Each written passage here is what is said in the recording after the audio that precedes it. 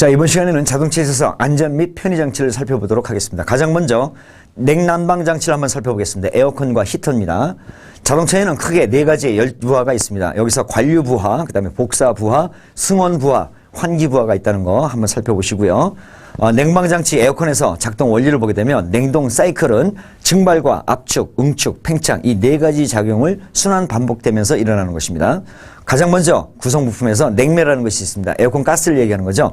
냉매는 냉동에서 냉동 효과를 얻기 위해 사용하는 물질이면서 최근에는 R134A를 사용한다는 것, 신냉매를 얘기하는 것입니다. 그 다음에 압축기는 컴프레셔를 얘기하는데 저압 기체로 된 냉매를 고압으로 압축을 해서 응축기로 보내는 역할을 하는 것이 바로 압축기입니다. 압축기의 종류는 크랭크식과 사판식 그리고 베인식 이렇게 세 가지가 있다는 거 에어컨에서 알고 계시기 바랍니다. 다음에 전자 클러치 있습니다.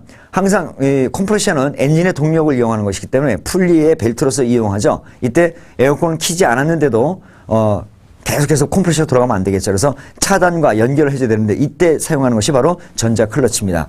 냉방이 필요할 때 에어컨 스위치를 ON으로 하면 로터 풀리 내부의 클러치 코일에 전류가 흘러가서 전자석을 이용해서 자석의 힘으로 착 붙습니다. 그래서 컴프레셔의 축을 돌려줄 수 있는 기능을 하는 게 바로 전자 클러치입니다. 그 다음에 응축기라는 것이 있습니다. 응축기 라지에다 앞쪽에 생겼죠. 라지에하고 똑같이 생겼죠. 왜? 그래서 거기서 열을 식혀주는 건데 압축기로부터 오는 고온의 기체 냉매의 열을 대기 중으로 방출시켜서 액체 냉매로 변화시키는 거, 열을 식혀주는 장치. 그 다음에 건조기 있습니다. 리시버 드라이라고 하는데 액체 냉매를 저장할 수 있는 기능도 있고 냉매의 수분을 또 분리할 수 있는 기능도 있고 압력을 조정하고 냉매량을 점검합니다. 점검창으로서 우리가 육안으로 가스가 막 돌아가는 걸 볼 수가 있어요. 액체가. 그 다음에 기포를 또 분리하는 기능을 갖고 있는 게 바로 건조기 리시버 드라이의 기능이라는 걸 알고 계시기 바랍니다. 자, 이번에 팽창 밸브는 냉방장치가 정상적으로 작동하는 동안 냉면은 중간 정도의 온도와 고압의 액체 상태에서 팽창 밸브를 유입돼서 오리피스 밸브를 통과해서 저온 저압이 됩니다. 온도가 떨어진다 이거죠. 그러니까 이 팽창 밸브는 말 그대로 팽창을 시켜주는 밸브인데 이때 액체 상태의 냉매가 공기 중에 열을 흡수합니다. 그래서 기체 상태로 되면서 액체가 기체로 쫙 뿜어주는 게 팽창 밸브인데 돼서 증발기를 빠져나가게 만듭니다. 그럼 굉장히 차갑죠. 그 차가울 때에 반대쪽에서 바람을 막 이렇게 송풍기에서 그러면 어떻게 되겠어요?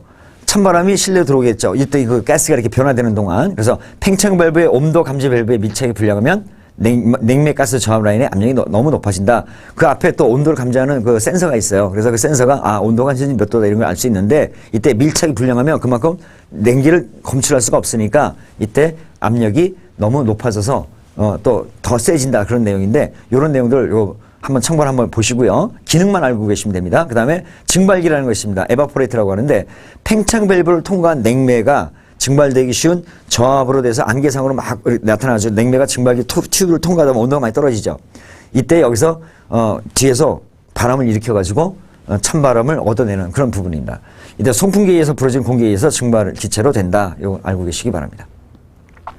그다음에 자동 에어컨 여러분들 한번 쭉 읽어보세요. 왜냐하면 그 외부의 센서라든가 내부 센서 이런 걸 다 이용해서 자기 스스로 온도를 맞춰주는 겁니다. 자동차 에어컨의 자동 에어컨 한번 읽어보시고요.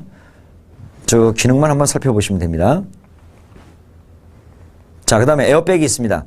에어백 컨트롤 유닛 진단 기능, 시스템 내 구성 부품 및 배선의 단선 단락을 진단할 수 있고요. 부품에 이상이 있을 때는 경고등으로서 점등됩니다. 여러분들 계기판에 에어백 모습 나타나죠? 그 다음에 시스템에 이상이 있을 때는 경고등 점등한다. 한번 알고 보시고 에어백 시스템을 정비 작업할 때는 반드시 배터리 마이너스 단자를 분리한 다음에 일정 시간이 지난 다음 작업을 해줘야 된다. 자칫 쇼트로 인한 터지는 경우가 있습니다. 조심하셔야 됩니다. 그 다음에 에어백 작동 과정 여러분들 이거 한번 읽어보시고요.